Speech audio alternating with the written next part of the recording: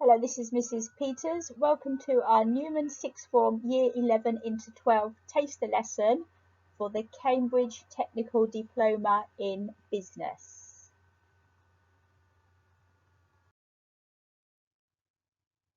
Who is Cambridge Technical in Business for? Anybody who has an interest in setting up their own business, the world of work, what happens in the world, exploring new ideas, or studying business at university. If this is you, then the Cambridge Technical in Business could be for you as well. Cambridge Technical frequently asked questions. Number 1, what is the difference between the Single Business Award course and this course? This qualification is a double award, so worth 2 A-level grades. Each unit is awarded pass, merit or distinction. UCAS points are awarded on the level of grade. The course is worth 2 A-levels and takes up 2 option blocks. So you can only choose one other subject. One of the main differences is the course consists of 50% coursework and 50% exams, as opposed to the Single Business Award, which is 100% exams. How will I be assessed? It's a balance of internal coursework and external exams. See question 1 above. We'll go into the assessment details further in this presentation. Frequently asked questions number 3. Why should I choose Cambridge Technical Business? It allows you to gain skills applicable to work, which gives you confidence and a competitive edge in the job market. You'll develop many skills such as presentation, problem solving, researching, independent study, referencing and time management, all of which will give you a head start for both university and work. Students achieve excellent results. Many surpass their target grade.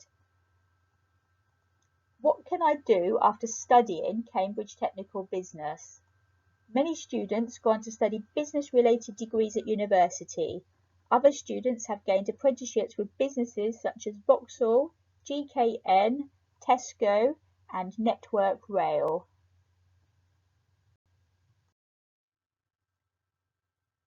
What will I study? As a business qualification, it will encompass all business topics.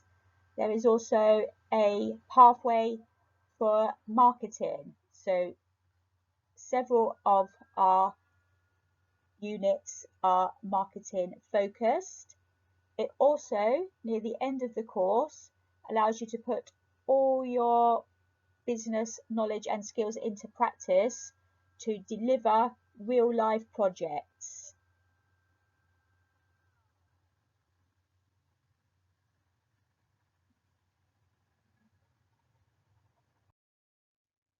How will I be assessed? So as discussed previously, it's a 50-50 split between coursework and exams. This shows us the course structure. So you can see that you have external exams in both year 12 and year 13 and coursework in year 12 and year 13. In year 13, there is only one exam. This is beneficial because once we've taken that exam in the January, we have a clear progression to your final result and your final qualification, and we can put all our energies and focus onto our coursework and delivering our final business project, where you put all your business knowledge and skills together in a practical scenario, a real life business project.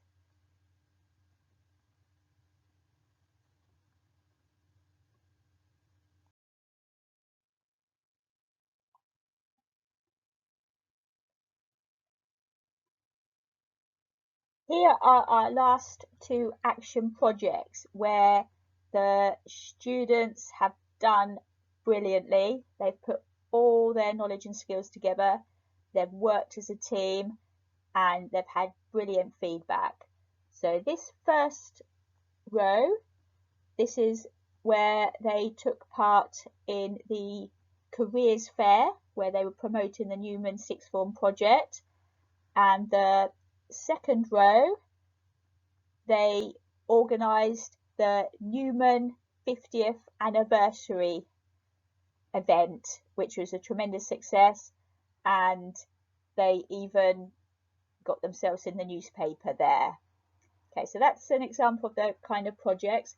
Our next project is going to be a sports fair for Key Stage 3 for the students in years 7 to 9. We're going to start working on that when the year 13s come back in September. So that's something that the other single business award qualification would not give you the chance to do, and it's something that you can put on your CV and it will help you gain your apprenticeships and university places, as well as great internal satisfaction.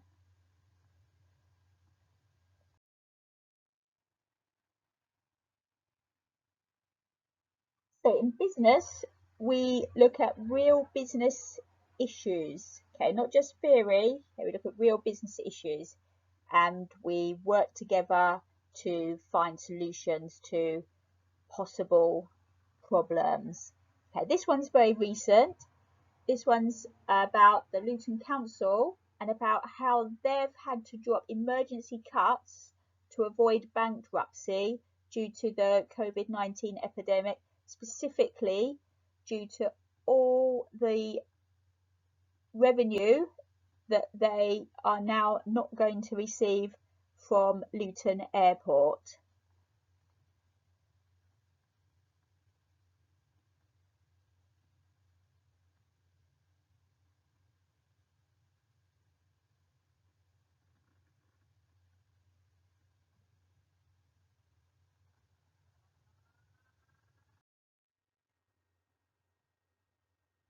So we've got this real business issue. We need to find out who is affected. The people that are affected and the organisations that are affected are known as the stakeholders. This is something that we study in Unit 1 for your first term. So before we start talking about them, we need to know exactly who they are and what the meaning is. So a stakeholder is any individual or organisation that is affected by or has an effect on the activities of a business. This means that the business has some impact on their lives. So you think about it, we are all stakeholders of our school. The teachers are stakeholders, the students are, other stakeholders could be the bus company, the catering suppliers, the local community. They are all affected by or have an effect on the activities of a business, in this case our school. What you're going to think about is the Luton Council stakeholders. Who are they and how will they be affected by Luton Council's £49 million shortfall? So think about who they are and how they're going to be affected. Keep your focus on Luton Council.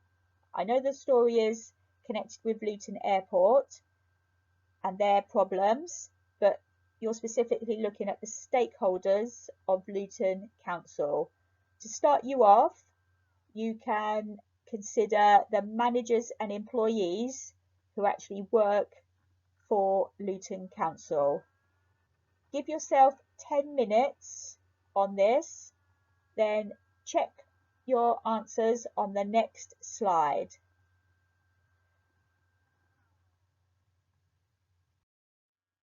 Here are some of Luton Council's main stakeholders and the impact of those emergency cuts that are going to be carried out by Luton Council. Check these against your own answers.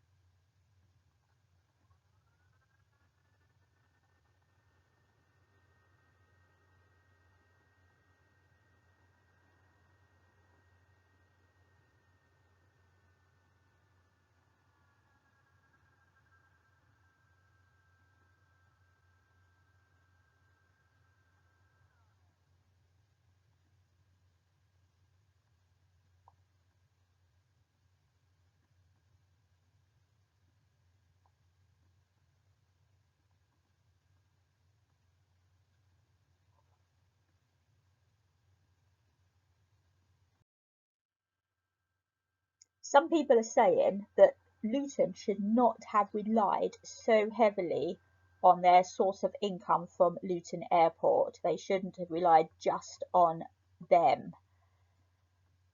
Not just because of the very, very fast changing environment with the COVID-19, but also with the future, with the pressures regarding the environmental impact of air travel and the taxes that the government was going to place on air travel and the airlines. So what we need to do is think about how we are going to gain income for Luton. How can it support itself?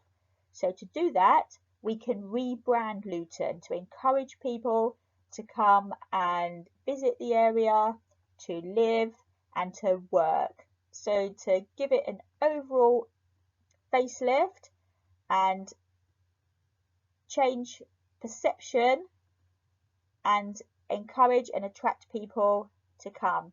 So before we start talking about branding, we need to make sure we know what a brand actually is. So a brand is a name, sign, symbol, design or slogan linked to a particular product or service in order to differentiate it from competition. And what that brand communicates as a message. I'm going to look at some examples on the next slide of places that have successfully rebranded. Here we have some very successful cases of rebranding. The first one is New York. At one point, New York was so dangerous that even the local organisations and the tourist board in New York told people not to come. It was known as the City of Fear. They rebranded it with this I Love New York, and they've since updated it, and now it's a major worldwide tourist resort and one of the most expensive places to live in the world. Next one is I Am Amsterdam. I Amsterdam. Amsterdam branded themselves. They wanted to get away from just the canals and the coffee houses type of image, and they branded it so you had the kind of an identity with Amsterdam. So you were Amsterdam, whether you visited, whether you worked, or whether you lived there. So that's been very successful as well for attracting people. Next one is Leeds in Yorkshire. Leeds was never really a place where people thought about to visit or felt particularly attracted to.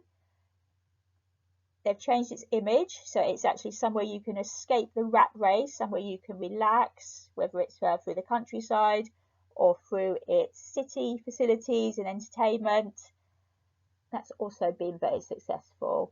And the last one is Eastbourne. Eastbourne realised that they had a very old type of image where people just thought it was for retirement homes and for people to sit on the beach and do nothing basically. So they rebranded it to attract families and young people to not just visit the beach, but to visit the whole environment and to consider it as a real place to be able to visit, live and work. So that's all good examples of rebranding for cities. So that's what you're going to think about for Luton. I'm going to give you more detail in the next slide.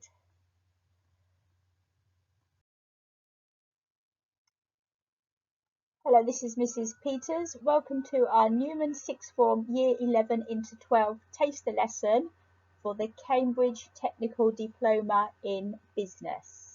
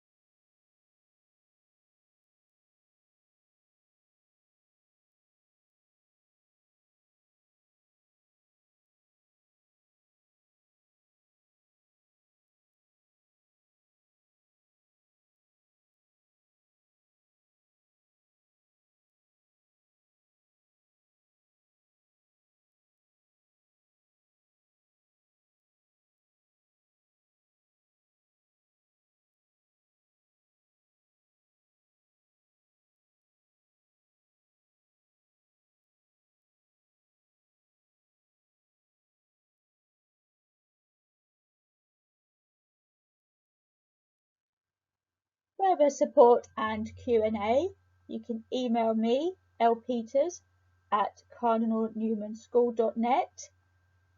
If you are on the Teams, 11 into 12 Applied Business. If you want to be on Teams for this subject, please email me. And lastly, the Newman 6 website. Thank you for taking part in this lesson.